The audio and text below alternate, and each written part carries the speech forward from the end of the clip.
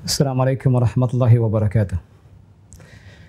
Innal hamdalillah nahmaduhu wa nasta'inuhu wa nastaghfiruh wa na'udzu billahi min shururi anfusina wa min sayyiati a'malina. Man yahdihillahu fala mudilla lahu wa man yudlil fala hadiya lahu. Wa asyhadu an la ilaha illallah wahdahu la syarika lahu wa asyhadu anna Muhammadan 'abduhu wa rasuluhu la nabiyya ba'dahu. Allahumma salli wa sallim alaihi wa ala alihi wa sahbihi wa man tabi'ahum bi ihsanin ila yaumiddin wa ba'd. Ma'asyira al-ikhwah wal akhwat kaum muslimin dan muslimat rahimani wa rahimakumullahu jami'an.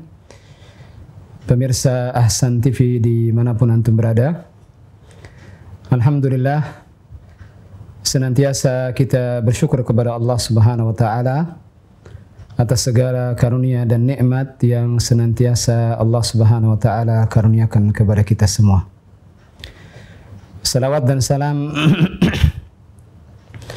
terus tercurah kepada junjungan kita, teladan kita, idola kita, Nabi Muhammad sallallahu alaihi wasallam beserta keluarga beliau, para sahabatnya dan seluruh pengikutnya yang senantiasa mengikuti sunnah beliau dengan baik hingga hari kiamat kelak.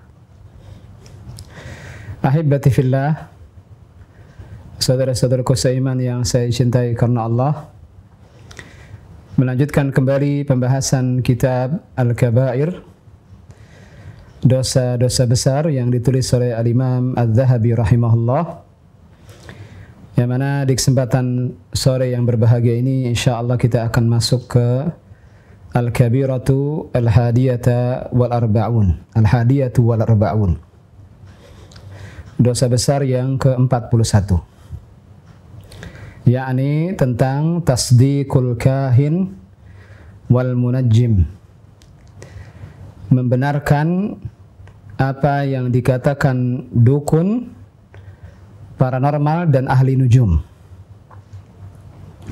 Membenarkan apa yang dikabarkan oleh al-kahin, dukun paranormal, wal munajjim dan ahli nujum. Ya, insyaallah taala kita akan jelaskan apa makna al-kahin secara khusus dan apa makna al-munajjim secara khusus. Disebutkan di sini, penulis menyebutkan beberapa ayat dari Al-Quranul Karim dan beberapa hadis-hadis Nabi Sallallahu Alaihi Wasallam yang terkait dengan dosa besar yang ke-41 ini. Dan sebelum kita baca nas-nas yang disebutkan penulis, terlebih dahulu di sini perlu kita perjelas apa makna al-kahin dan apa makna al-munajjim. Al-kahin adalah seseorang yang mudda'i ilmal ghaib, yakni dia mengakui mengetahui yang ghaib, seperti dia mengabarkan apa yang akan terjadi di muka bumi ini, dan ini semua dia jelaskan tanpa sedikit pun menyebabkan sebab. Dan asal kabar yang mereka sampaikan, asal usul kabar ghaib yang mereka sampaikan sebenarnya adalah istirakul jinni, karena adanya bantuan dari jin yang mengabarkan kepada para dukun, ahli sihir dan paranormal ini. Mereka biasanya bermuamalah dan bekerja sama dengan jin-jin kafir yang mengabarkan kepada mereka tentang kabar-kabar gaib ini. Dulu sebelum Nabi Muhammad SAW diutus, sebagaimana yang Nabi SAW pernah gambarkan dalam sebuah hadis yang sahih, bahwa dulu bangsa jin sebelum Nabi SAW diutus bisa mendengar sebagian kecil daripada kabar-kabar gaib di langit. Mereka satu sama lainnya saling naik di atasnya sampai ke langit dunia ini. Disebutkan dalam hadis yang sahih, satu jin dengan jin yang lainnya saling tumpuk menumpuk sampai mereka sampai jin yang terakhir sampai di langit dunia ini sambil mendengar berita-berita dan mencuri kabar-kabar ghaib. Kemudian jin yang paling atas mengabarkan ke jin paling bawah, terus sampai ke jin yang paling bawah yang berada di atas muka bumi ini. Kemudian setelah itu dikabarkan kepada dukun, tukang sihir dan paranormal ini apa yang mereka dapatkan, mereka curi dari kabar-kabar ghaib di langit. Dan biasanya ditambah-tambah dengan kebohongan-kebohongan yang lain, atau bisa jadi dikurangi-kurangi, atau bisa jadi terjadi distorsi kabar dari yang disampaikan dari jin yang paling atas ke jin yang paling bawah. Dan dulu sebelum Nabi SAW diutus, mereka sempat bisa mencuri kabar-kabar tersebut.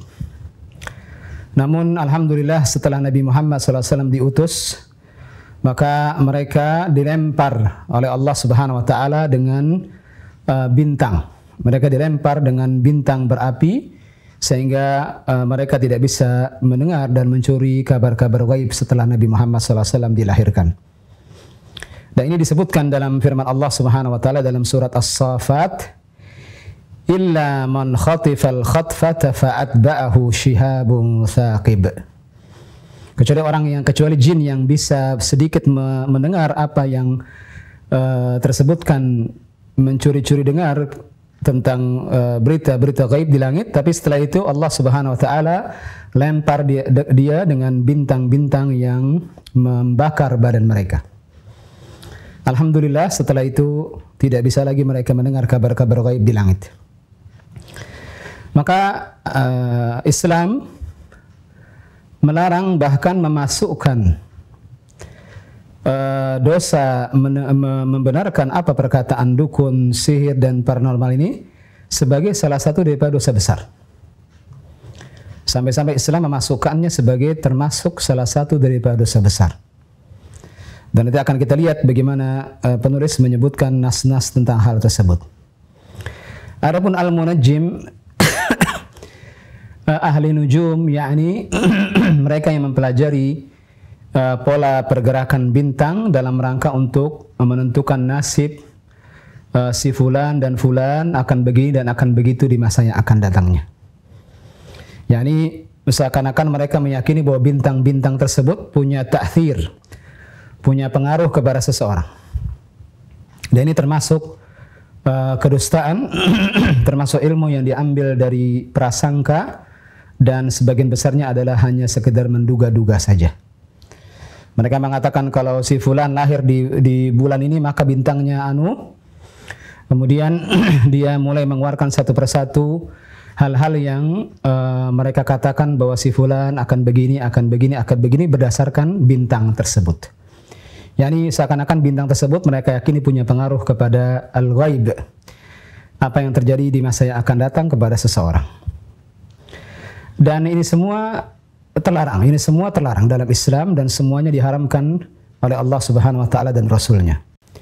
Adapun mempelajari nujum, astronomi yang kita kenal sekarang untuk menentukan arah kiblat, untuk mengetahui musim, untuk mengetahui pergerakan bulan, dan bukan terkait dengan hal-hal yang gaib yang terjadi di atas muka bumi ini. Dia hanya sebagai alat untuk membantu mengetahui arah, mengetahui musim, dan hal-hal yang kita ketahui sekarang sebagai ilmu astronomi modern. Maka ini insya Allah bukan termasuk yang terlarang. Karena bahkan para ulama mengatakan harus ada dari sebagian kaum muslimin yang mengetahui ilmu astronomi ini, sehingga tahu mana arah kiblat dan hal-hal yang terkait dengan ibadah-ibadah kita. Dan masuk ke dalam kategori fardu kifayah, harus ada dari sebagian kaum muslimin yang mengetahui hal ini. Tentu dengan syarat tidak berlebihan, hanya sebatas pada hal yang terkait dengan hal-hal yang membantu kita melaksanakan ibadah kita sebagai seorang muslim. Ma'asyiral ikhwah kaum muslimin wal muslimat rahimani wa rahimakumullahu jami'an. Penulis menyebutkan 3 ayat yang terkait dengan dosa besar yang ke-41 ini. Adapun ayat yang pertama adalah firman Allah Subhanahu wa taala, dalam surat Al-Isra ayat 36. Allah Subhanahu wa taala berfirman dalam surat Al-Isra ayat ke-36, "Wala taqfu ma laysa laka bihi ilm. Inna as-sam'a wal basara wal fuada kullu ulaika kana anhu mas'ula." Dan janganlah kamu mengikuti apa yang kamu tidak mempunyai pengetahuan tentangnya. Ya, di sini Allah Subhanahu wa taala seakan-akan menegaskan kepada kita bahwa seorang muslim tidak boleh melakukan sesuatu tanpa dalil. Dia harus mengetahui bahwa ini diperbolehkan, maka dia laksanakan. Dia tahu dalilnya, kemudian dia laksanakan. Kemudian dia tahu perbuatan ini tidak boleh dan dia mengetahui dalilnya, maka ditinggalkan. Ya, tidaklah seorang muslim itu bertindak kecuali berdasarkan pengetahuan. Dia tahu ini diperbolehkan, maka dia laksanakan. Dia tahu ini tidak diperbolehkan, maka dia tinggalkan. Dan rata-rata kaum muslimin yang mendatangi dukun, mendatangi tukang sihir, mendatangi paranormal ini dan ahli-ahli nujum, sebagian besarnya melakukannya karena ketidaktahuan. Karena keyakinan-keyakinan yang ditanamkan oleh sebagian orang bahwa si fulan orang pintar, maka datanglah ke orang pintar tersebut, siapa tahu di sana mendapatkan solusi dari permasalahan yang dihadapi. Padahal ternyata yang dia datangi adalah dukun. Yang dia datangi adalah tukang sihir dan paranormal. Dan musibah yang menjadi musibah besar pada zaman kita adalah adanya sebagian dukun, tukang sihir dan paranormal ini berbaju seperti seakan-akan ahli ilmu. Penampilan fisiknya, zahir fisiknya seperti seakan-akan seorang ustadz, seorang ulama. Dan ini berbahaya, sangat-sangat berbahaya. Karena kita tidak tahu, tidak bisa membedakan mana yang dukun, mana yang tukang sihir, dan mana yang ustadz yang memang kita ambil ilmunya darinya. Maka dari sini, ma'asyar ikhwah rahimani wa rahimakumullah, penting bagi setiap muslim untuk tidak melakukan sesuatu kecuali setelah dia mengetahui persis bahwa apa yang dia lakukan dibenarkan dalam syariat, maka dia lakukan. Dan dia tahu bahwa perbuatan tertentu dilarang dalam syariat, maka dia tinggalkan. Sehingga dia tidak akan melakukan tindakan kecuali berdasarkan pengetahuan dan dalil, berdasarkan Al-Quran dan hadis-hadis Nabi SAW. Dan cukup mudah untuk membedakan antara da'i sungguhan, ustadz sungguhan, dengan ustadz gadungan yang ternyata ujung-ujungnya adalah paranormal. Biasanya hal yang paling mudah untuk diketahui bahwa ini adalah da'i ustadz sungguhan, yang satu adalah tukang sihir, adalah apabila dia menyaratkan persyaratan-persyaratan yang tidak ada dalam Al-Quran maupun hadis-hadis Nabi SAW. Bahkan sudah mulai memberikan persyaratan-persyaratan yang aneh-aneh. Seperti sebagiannya misalnya mensyaratkan kalau ingin sembuh dari penyakit, kalau ingin disembuhkan maka sembelihlah binatang tertentu dengan warna tertentu, kemudian diletakkan di tempat tertentu kepalanya, kemudian hal-hal yang cukup aneh, nyeleneh, dan tidak sama sekali didukung oleh dalil syar'i baik dari Al-Quran maupun hadis. Atau disuruh mengamalkan sebuah bacaan-bacaan yang diketahui ternyata bacaan-bacaan itu adalah bacaan-bacaan bukan dari Al-Quran maupun dari hadis-hadis Nabi SAW. Bahkan sebagiannya memberikan bacaan yang orang menduga ini adalah bacaan Al-Quran, ternyata bukan bacaan Al-Quran karena ada perubahan yang dilakukan orang tersebut. Sebagaimana yang kami pernah menyaksikan sendiri, bahwa pernah kami menemukan ada seseorang datang ke dia menyangkanya adalah seorang ustadz, yang belakangan ternyata dia adalah paranormal. Diberikan sebuah amalan oleh ustadz tersebut dengan membaca surat Al-Imran ayat yang terakhir. Saya ingat betul waktu itu beliau menyuguhkan tulisan kepada saya, lalu saya baca, ternyata tulisan tersebut adalah surat Al-Imran ayat terakhir. Allah Subhanahu wa taala berfirman, "Ya ayyuhalladzina amanu sabiru wa sabiru wa rabitu wattaqullaha la'allakum tuflihun." Ayatnya seperti itu dalam surat Al-Imran ayat terakhir. Ya ayyuhalladzina amanu sabiru, wahai orang-orang yang beriman, bersabarlah. Wasabiru, dan kuatkan kesabaran. Warabitu, dan berjagalah di perbatasan. Ar-ribat, yakni berjihad, berjaga di perbatasan. Wattaqullah, dan bertakwalah kalian kepada Allah. La'allakum tuflihun, mudah-mudahan kalian beruntung. Tapi permasalahannya yang tertulis di kertas tersebut ada perubahan yang dilakukan. Terlihat di situ tulisannya ada perubahan, yakni di bagian terakhirnya. Ditulis di kertas itu, ya ayyuhalladzina amanu sabiru wasabiru warabitu. Sampai sini masih sama dengan apa yang disebutkan dalam Al-Quran. Dalam Al-Quran lanjutan ayatnya adalah wattaqullah, tapi di situ tertulis wasyakullaha la'allakum tuflihun. Bukan wattaqullaha, tapi wasyakullaha dengan shin. Bukan dengan wattaqullah, tapi wasyakullaha. Saya cukup kaget, kemudian saya bawakan mushaf yang paling besar yang ada di masjid. Saya tunjukkan ayat ini yang ditulis ada kesalahan penulisan. Seharusnya wattaqullah, tapi tertulis wasyakullaha. Dan wasyakullaha adalah maknanya durhakailah Allah. Dan ini menunjukkan bahwa Ustadz ini telah merubah-rubah ayat dalam Al-Quran. Dan ini tentu adalah perbuatan kekufuran. Para ulama berijma, bersepakat, siapa saja yang merubah Al-Quran satu huruf saja dengan sengaja, dia telah keluar dari Islam. Lalu bagaimana kalau ada yang merubah satu kata yang perubahan itu maknanya signifikan bertolak belakang? Dalam Al-Quran, wattaqullah, bertakwalah kalian kepada Allah, dia rubah menjadi wasyakullaha. Dan kaum muslimin sebagian besarnya adalah orang-orang awam yang tidak mengerti tentang bacaan-bacaan seperti ini, sehingga mereka jatuh ke dalam perbuatan kufur. Mereka jatuh ke dalam perbuatan-perbuatan dosa-dosa besar tanpa disadari. Maka kalau kita temukan ada ustadz, zahirnya ustadz, tapi berbicaranya aneh, mensyaratkan hal-hal yang aneh yang tidak pernah ada dalam Al-Quran maupun hadis, bahkan bisa jadi mensyaratkan sesuatu yang masuk ke dalam perbuatan maksiat, maka jangan datang kepadanya, dan ketahuilah bahwa dia bukan ustadz, bukan dai, bukan ulama, tapi dukun, tukang sihir, orang-orang yang bekerja sama dengan jin. Maka penting bagi setiap muslim untuk bertindak berdasarkan pengetahuan, sehingga tidak mudah dibodoh-bodohi oleh orang-orang yang ingin memanfaatkan kesempatan dalam kesempitan. Khususnya orang-orang kaum muslimin yang mereka diuji oleh Allah Subhanahu wa taala, misalnya dengan penyakit-penyakit yang terkadang kedokteran modern tidak sanggup lagi untuk memberikan solusi. Sebagian besar mereka datang ke dukun, tukang sihir dan paranormal untuk mencari kesembuhan.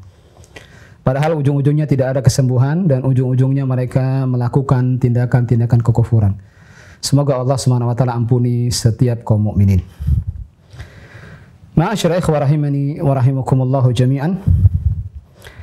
Kemudian ayat berikutnya yang juga sangat terkait dengan dosa besar yang ke-41 ini, firman Allah Subhanahu wa taala dalam surat Al-Hujurat. Tepatnya surat Al-Hujurat ayat ke-12. Allah Subhanahu wa taala berfirman, ya ayyuhalladzina amanu ijtanibu katsiran minadh-dhann. Wahai orang-orang yang beriman, jauhilah oleh kalian banyak-banyak menduga-duga. Inna ba'dadh-dhanni itsmun. Sesungguhnya sebagian dari menduga-duga ini adalah dosa. Kalau kita lihat ayat ini dan keterkaitannya dengan dosa besar yang ke-41 ini, kita akan melihat bahwa sebagian besar, kalau tidak kita katakan seluruhnya, apa yang dikatakan tukang sihir, paranormal, dukun ini adalah semuanya dugaan-dugaan belaka. Persangkaan-persangkaan yang tidak mempunyai dalil dan hanya berdasarkan kira-kira. Karena mereka mendapatkannya dari kawan-kawannya dari bangsa jin yang mereka tidak sanggup lagi mendengar kabar-kabar gaib di langit setelah Nabi SAW diutus. Allah Subhanahu wa taala telah menutup pintu bagi jin-jin pada zaman kita ini untuk bisa mengetahui dan mencuri sebagian kabar gaib. Dulu kata para ulama, dulu sebelum Nabi SAW diutus, banyak kabar-kabar yang dikabarkan paranormal pada zaman itu, di zaman dahulu kala sebelum Nabi diutus, banyak perkataan mereka yang benar terjadi. Tapi alhamdulillah, segala puji bagi Allah. Setelah Nabi Muhammad SAW diutus, tidak ada lagi yang bisa mencuri kabar gaib di langit. Tidaklah ada jin yang berupaya mencuri-curi kabar di langit, kecuali pasti akan dilempar dengan bintang berapi yang membakar badan mereka. Alhamdulillah. Nah, maka dari sini kita dapat mengetahui bahwa apa yang disampaikan paranormal, dukun, tukang sihir, orang pintar, apalah nama mereka pada zaman kita ini, adalah persangkaan belaka. Kira-kira saja. Tidak ada yang pasti. Dan mereka sendiri tidak punya keyakinan yang kuat untuk itu. Walaupun mereka memperlihatkan seakan-akan mereka yakin, tapi sebenarnya ini semua berdasarkan hal-hal yang tidak mempunyai dalil. Semuanya serba persangkaan, semuanya serba dugaan-dugaan, kira-kira yang jauh dari kebenaran.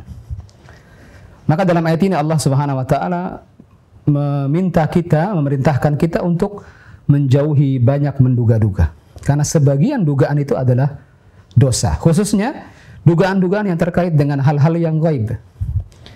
Karena nanti dalam ayat setelahnya kita akan membaca sebuah ayat yang memastikan bahwa tidak ada yang mengetahui yang gaib kecuali Allah Subhanahu wa taala saja.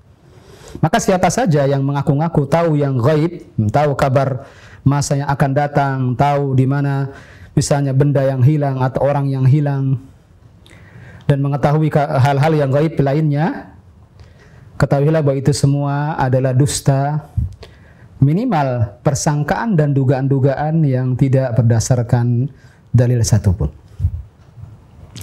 Ma'asyiral ikhwah rahimani wa rahimakumullah jami'an. Kemudian ayat berikutnya, ayat ketiga yang disebutkan penulis di sini adalah firman Allah Subhanahu wa taala dalam surat Al-Jin ayat 26 dan 27. Allah Subhanahu wa taala berfirman dalam surat Al-Jin ayat 26 dan 27, dan di ayat sebelumnya di awal-awal surat Al-Jin ini terdapat ayat yang menegaskan bahwa setelah diutusnya Nabi SAW mereka tidak bisa lagi mendengar kabar yang gaib sebagaimana yang kita jelaskan tadi. Disebutkan di awal-awal surat Al-Jin.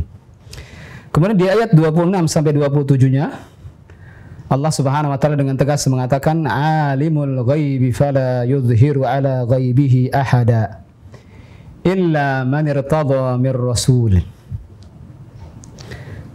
Allah Subhanahu wa taala berfirman, alimul ghaib, dialah Allah yang maha mengetahui yang gaib. Fala yudhiru ala ghaibihi ahada. Allah tidak menampakkan al-ghaib ini kepada satu orang pun. Hanya Allah yang maha subhanahu wa maha mengetahui al-ghaib. Dan ini persis sebagaimana dalam ayat lainnya Allah Subhanahu wa taala berfirman, qul la ya'lamu man fis samawati wal ardil ghaiba illallah. Katakanlah ya Muhammad, tidak ada yang mengetahui yang gaib baik makhluk langit dan bumi kecuali Allah Subhanahu wa taala saja. Dalam ayat ini, alimul ghaib fala yudhiru ala ghaibihi ahada. Allah lah yang maha mengetahui yang gaib dan Allah tidak tampakkan al-ghaib ini kepada salah seorang pun. Illa man irtada mir rasul, kecuali kepada rasul yang Allah ridhai. Ayat ini menunjukkan bahwa kalaupun Allah Subhanahu wa taala menampakkan yang gaib, tidak akan ditampakkan kepada orang-orang yang Allah murkai, seperti para dukun, tukang sihir dan paranormal.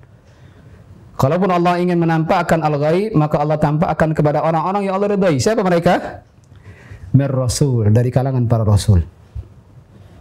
Maka para rasul, di antaranya Nabi Muhammad SAW, Nabi dan Rasul yang terakhir yang tidak lagi Nabi setelahnya, beliau mengabarkan kepada kita apa yang beliau lihat di surga dan di neraka, kenikmatan-kenikmatan surga yang dikabarkan Nabi SAW dan kengerian siksa neraka yang dikabarkan Nabi SAW, itu semua Allah Subhanahu wa taala yang mengizinkan untuk diperlihatkan kepada Nabi sebagiannya saja, sebagian kecilnya saja. Nabi SAW tidak punya kemampuan mengetahui yang gaib dengan sendirinya. Tidak ada mantra-mantra khusus, tidak ada bacaan-bacaan jampi-jampi khusus yang dibaca Nabi, kemudian muncullah hal-hal yang gaib, tampaklah hal-hal yang gaib di bar. Tidak. Adapun yang berkomat kamit, menyebutkan mantra-mantra, ini adalah tukang sihir dan paranormal serta dukun. Adapun para rasul diperlihatkan kepada mereka al-gaib karena Allah SWT mengizinkannya. Sehingga kalaupun ada makhluk mengetahui yang gaib, pasti pertama karena izin dari Allah, yang kedua tidaklah Allah mengizinkan untuk memperlihatkan kepadanya yang gaib kecuali para rasul, karena mereka Allah ridai. Maka kalaupun ada makhluk yang tahu tentang yang gaib, tidak mungkin dukun, paranormal, tukang sihir yang bekerja sama dengan jin dan syaitan. Na'udzubillah. Ma'asyara ikhwah rahimani wa rahimakumullahu jami'an. Kemudian setelah itu penulis menyebutkan hadis-hadis yang juga menunjukkan bahwa membenarkan apa yang dikatakan dukun, paranormal, tukang sihir dan ahli nujum. Jika kita membenarkannya, maka termasuk dosa besar adalah sabda Nabi SAW dalam hadis Abu Hurairah radhiyallahu an, dan hadis ini bimajmu'i turuqihi alal aqal hasan. Setelah para ulama melihat seluruh sanadnya maka hukum hadis ini paling tidak dia adalah hasan. Bahkan beberapa sanad menunjukkan dia adalah sahih li ghairi.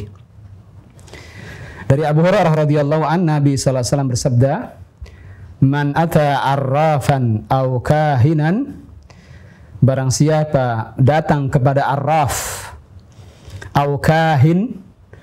Di sini disebutkan dua jenis paranormal.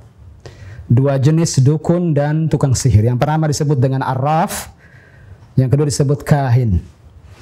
Arraf atau kahin, sebagian para ulama menyamakan, sama. Mereka arraf dan kahin adalah orang yang sama, yang mengaku-ngaku mengetahui yang gaib, mengetahui orang yang hilang atau barang yang hilang, mengetahui apa yang terjadi masa yang akan datang, mengetahui ini dan itu dari hal-hal yang gaib yang tidak diketahui kecuali Allah Subhanahu wa taala saja.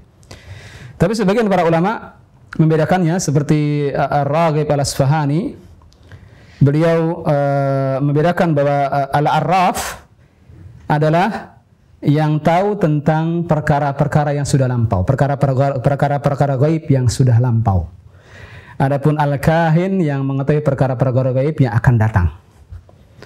Karena perkara-perkara gaib bisa jadi sudah lewat atau bisa jadi belum.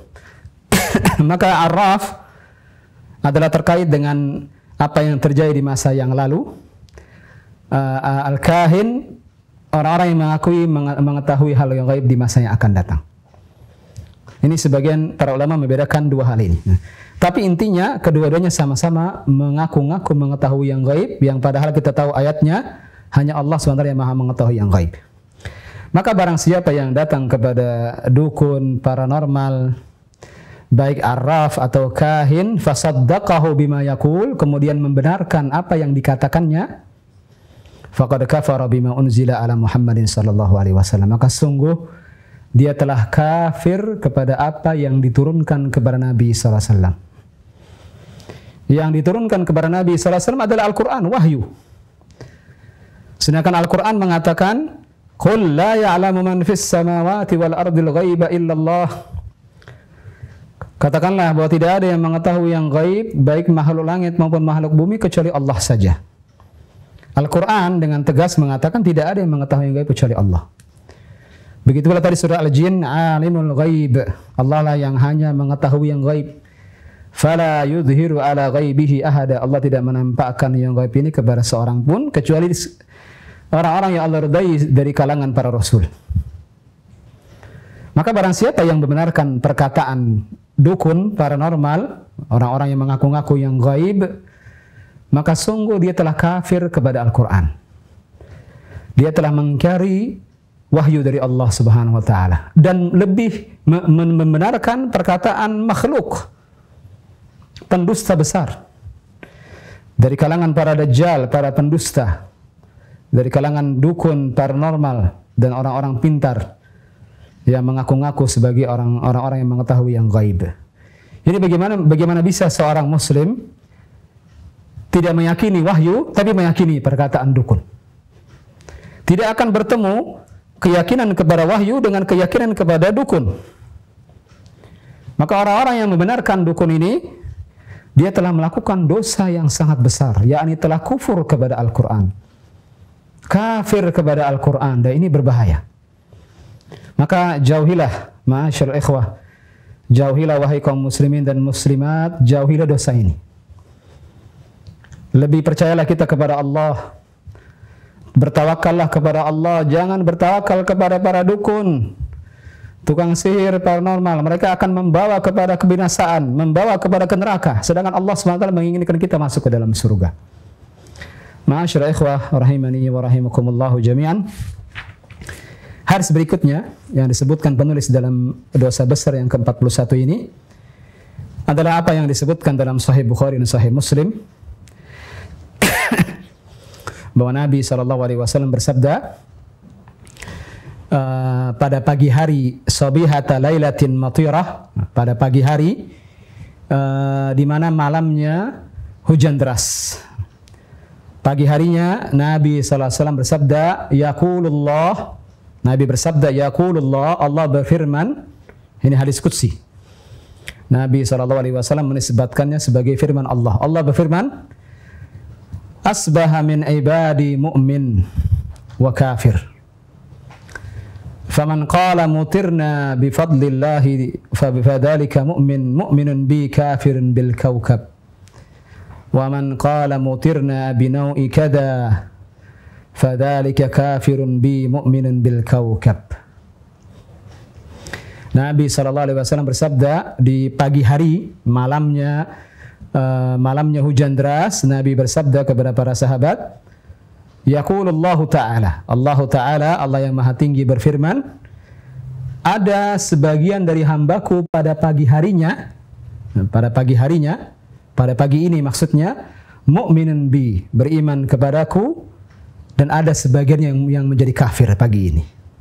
Pagi ini ada sebagian hambaku mukmin dan ada sebagian hambaku yang menjadi kafir. Siapa mereka yang pagi hari itu menjadi mukmin dan siapa yang pada pagi hari itu menjadi orang kafir? Nabi menjelaskan, melanjutkan hadis qudsi ini, faman qala mutirna bifadlillah, barang siapa yang mengatakan pagi ini kita baru saja diturunkan hujan karena karunia dari Allah, ini semua karunia dari Allah, maka sungguh fadzalika mu'minun bi kafirun bil kawkab, maka dia menjadi orang beriman kepada Allah dan kafir kepada bintang-bintang. Karena dulu orang Arab jahiliyah meyakini bahwa jika muncul bintang tertentu maka akan terjadi hujan setelahnya. Jika ilmu perbintangan yang seperti ini, yakni meyakini bahwa bintang tertentu mempunyai pengaruh kepada dunia, berpengaruh kepada apa yang terjadi di muka bumi ini, seperti hujan, bencana, gempa, atau ada orang bernasib baik karena bintangnya ini, atau ada orang bernasib buruk karena bintang ini, maka sungguh ini ilmu nujum yang dilarang dalam Islam. Maka barang siapa yang berkata pagi ini alhamdulillah Allah Subhanahu wa taala berikan hujan kepada kita karena karunia dari Allah, sebagaimana kita rasakan sekarang sore ini, bahwa Allah Subhanahu wa taala satu hari ini dan satu minggu ini alhamdulillah memberikan hujan kepada kita begitu derasnya. Nah, kita memohon kepada Allah hujan ini menjadi nikmat bagi kita, bukan menjadi musibah. Dan kita yakin bahwa hujan ini Allah Subhanahu wa taala menurunkannya karena karunia dari Allah. Tidak terkait dengan munculnya bintang ini lalu berpengaruh kepada apa yang ada di muka bumi ini. Kalau ilmu perbintangan seperti ini ilmu ta'thir, sebagian ulama mengatakannya ilmu ta'thir, yakni meyakini bahwa bintang-bintang tertentu punya pengaruh kepada apa yang terjadi di atas muka bumi ini, seperti hujan karena pengaruh bintang ini bintang itu, maka ini ilmu nujum yang tidak dibenarkan. Maka barang siapa mengatakan bahwa hujan yang turun pagi ini adalah karunia dari Allah, maka sungguh dia telah beriman kepada Allah dan kafir kepada bintang-bintang. Dan kebalikannya, barang siapa mengatakan mutirna binau'i kada, kami diberikan hujan karena pengaruh bintang ini, menisbatkan bahwa turun hujan ini karena bintang itu, tidak dikaitkan dengan Allah, fadzalika kafirun bi. Maka itu adalah orang kafir. Kafir kepada Allah dan beriman kepada bintang-bintang. Sedangkan muslim beriman kepada Allah dan tidak meyakini makhluk-makhluk tertentu punya pengaruh kepada apa yang terjadi di muka bumi ini yang hanya Allah Subhanahu wa taala yang mampu melakukannya. Hadis ini sahih dikeluarkan Imam Bukhari dan Imam Muslim. Maka dari sini ma'asyiral ikhwah tidak boleh kita mempelajari ilmu nujum dalam arti ilmu nujum, ilmu perbintangan yang mereka yakini bahwa bintang ini, bintang itu akan berpengaruh kepada nasib, berpengaruh kepada ajal, berpengaruh kepada kesehatan, penyakit. Hal-hal yang semuanya sebenarnya hanya diatur oleh Allah, bukan diatur oleh bintang. Maka jika ada yang belajar seperti ini, maka sungguh dia telah belajar bagian daripada sihir, sebagaimana dalam hadis yang akan kita baca setelah ini. Maka hal seperti ini tidak boleh dipelajari. Ini khusus hal yang diharamkan oleh Allah Subhanahu wa taala, maka tidak boleh kita pelajari. Hadis lainnya, ma'asyiral ikhwah rahimani wa rahimakumullah jami'an. Hadis lainnya, dan hadis ini dikeluarkan Imam Muslim dan juga dikeluarkan Imam Ahmad dalam musnadnya dari sebagian istri-istri Nabi SAW. Nabi SAW bersabda, "Man ata arrafan fasa'alahu an syai' fasaddaqahu lam tuqbal lahu salatun arba'ina yauman."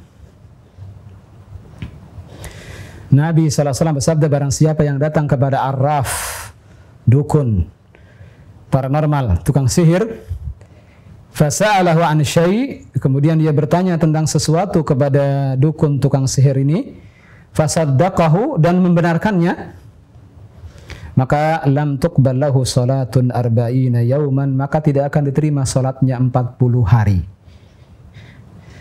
Para ulama ketika membaca hadis ini dan menemukan hadis sebelumnya, kalau kita ingat hadis sebelumnya bahwa ada hadis dengan lafaz yang hampir sama.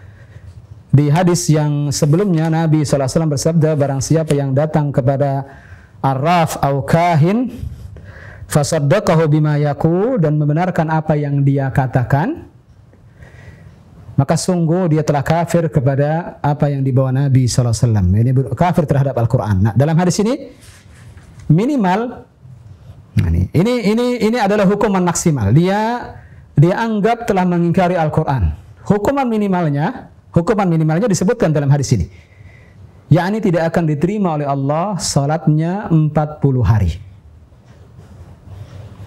Dia bisa jadi alhamdulillah tidak keluar dari keislaman, tapi Allah SWT membalasnya dengan jalan tidak menerima salatnya 40 hari.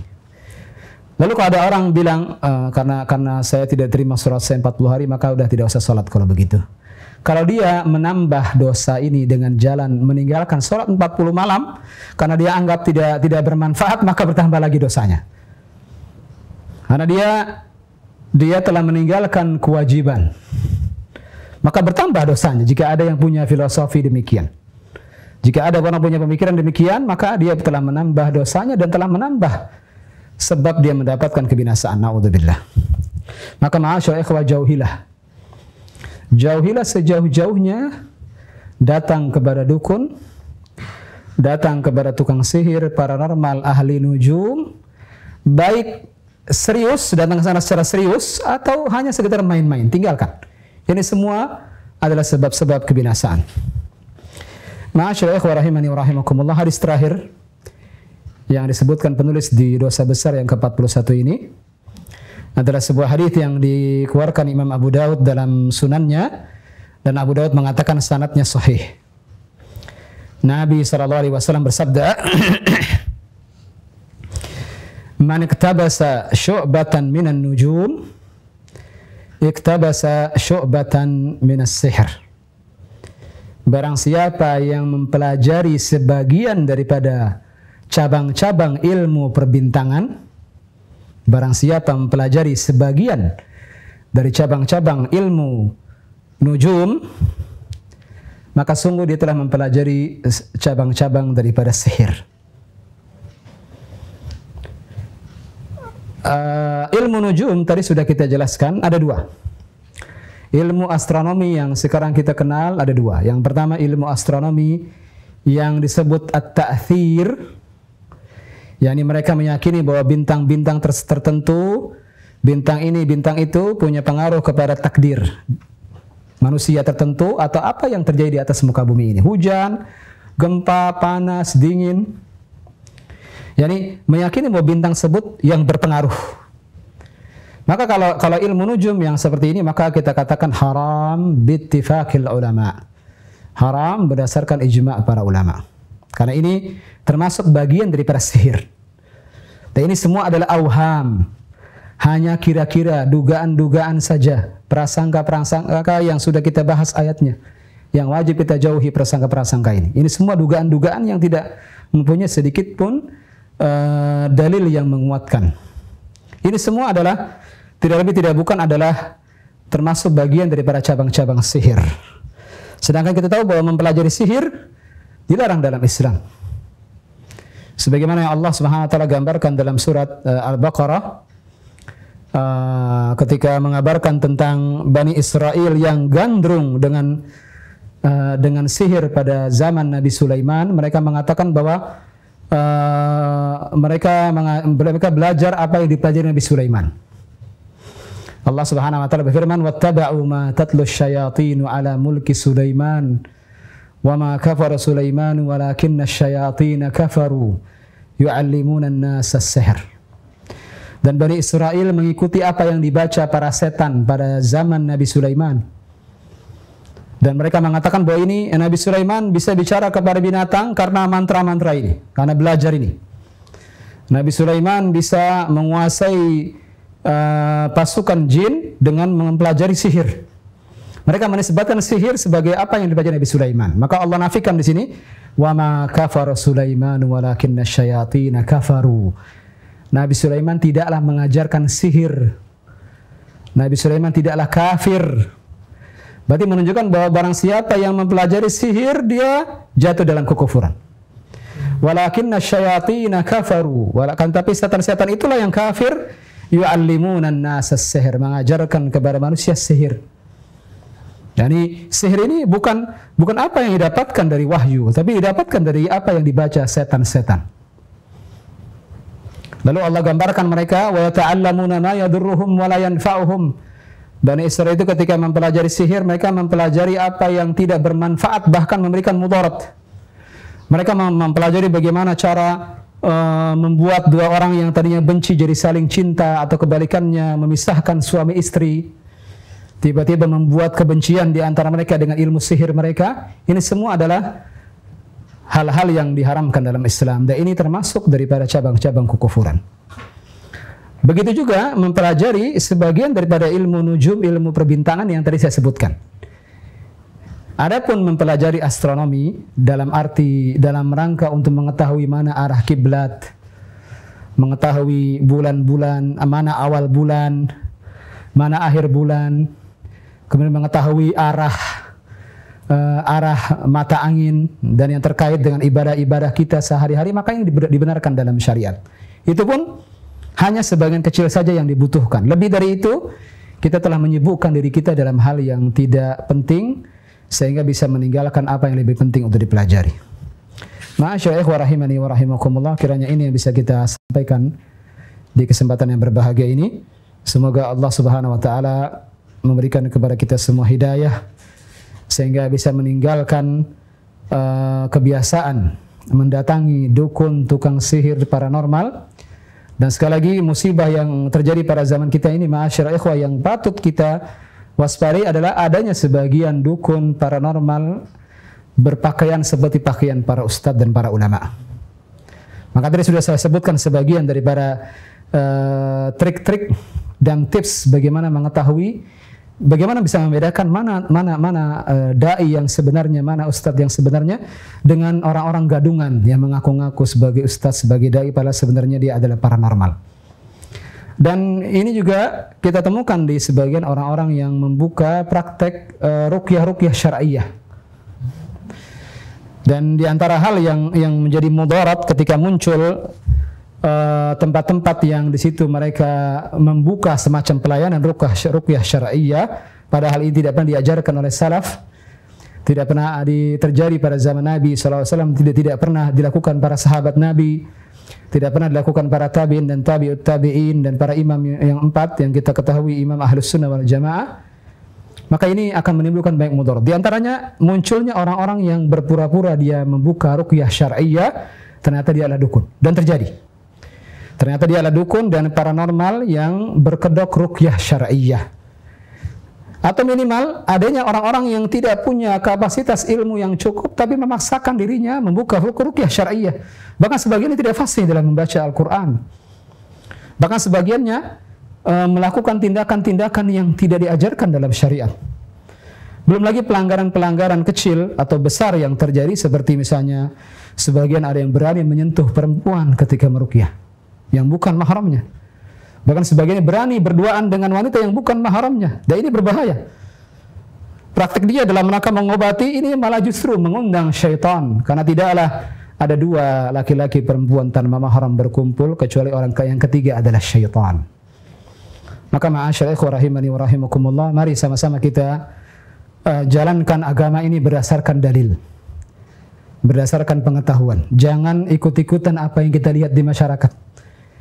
Pastikan bahwa semua tindakan kita berasaskan ilmu, berlandaskan dalil. Sehingga kelak manakala Allah Subhanahu wa taala meminta pertanggungjawaban kita, kita mempunyai jawaban ketika ditanya tentang apa yang kita lakukan. Semoga Allah Subhanahu wa taala berikan hidayah kepada kita semua.